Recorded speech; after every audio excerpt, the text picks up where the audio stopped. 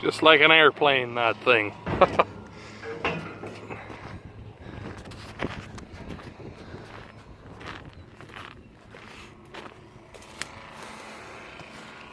Well, we're out spraying Antoine's canola here today. Or the one pass with Liberty. And yeah, it's a nice day today. A little bit of a breeze, but nothing too crazy. We'll see if he goes right through the mud there. I think he will. No, he's going around it. What a chicken.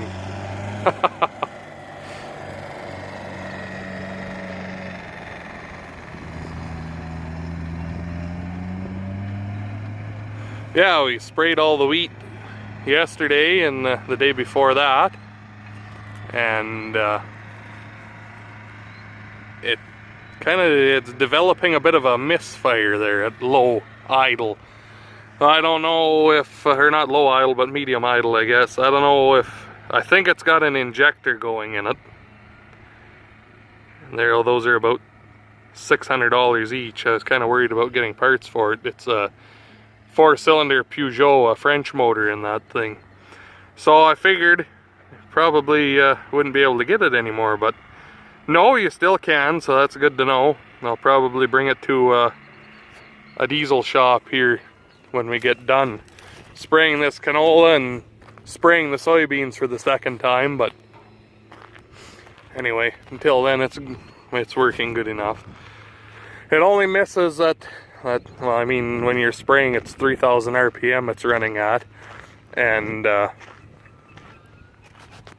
when you're loading, you have it at about, well, ideally you have it about 2,000 RPM, but that's where it misses. From about 1,700 to 2,600 RPM it misses. So, and blue smoke, so it's, I'm pretty sure, an injector problem. But anyway, I guess always something that needs to get fixed, but it runs like a dam when it's wound out actually spraying, so as long as it stays like that, it'll be good enough till we can get her in somewhere and get it fixed. So anyway,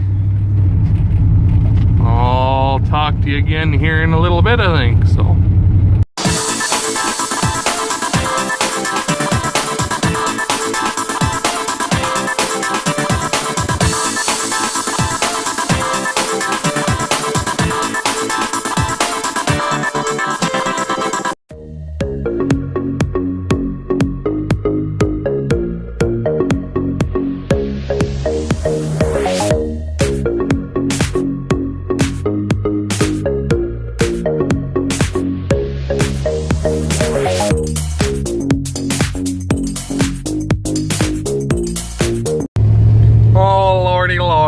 what a day it has been again.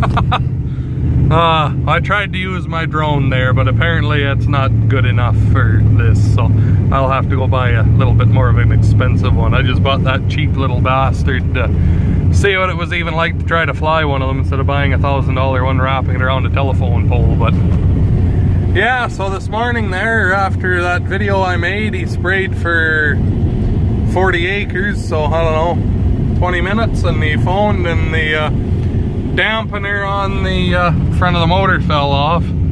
Has the belts on it for the alternator, the air conditioner, the power steering, well, I mean your hydraulic pump, the water pump, and the fan.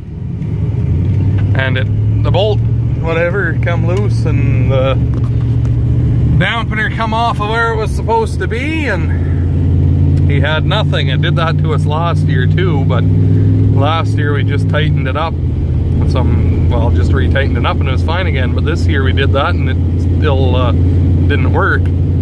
So he took everything apart, took the dampener right off, and on the end of the crankshaft where the dampener slides on, behind that, this fucking thing uses a timing belt instead of a timing chain. So there's your cogged belt, or your cogged pulley for your timing belt, and inside of that is a piece of key stock, and then literally maybe an eighth of an inch worth of that goes into the dampener to drive it, and that has sheared off.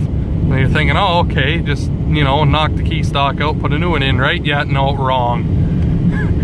In order to change that key stock, I'll try to get a video of it here the next time I'm underneath of it, but you need to, step one, unbolt the engine mounts because they go underneath of the oil pan. Step two, unbolt the transmission. Step three, everything that goes to the engine, so your intake, your fuel lines, all the belts and the wiring. Step four, pull the motor out of the sprayer. Step three, take the oil pan off. Step four, take all your accessories and the drives off the front of the motor, and then whatever the fuck step we're on now, 103, take the plastic timing cover off, and you take the belt, the timing belt and sprocket, your gear, whatever, off, and then you can change that piece of key stock.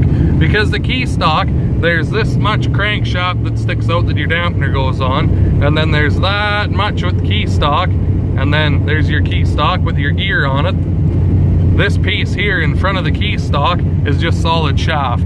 There's no cut in it for key stock. So you gotta pull all that apart to be able to change that. So what's that, about 3 days worth of work from start to finish? So what we ended up doing, a real backwoods, do what you have to get it to work fix. We took the dampener off, cleaned everything up with brake and parts cleaner, and I took red Loctite, covered the whole back of the dampener, because the back of the dampener, it butts up against flat, up against the sprocket there, your whatever that drives the your timing belt.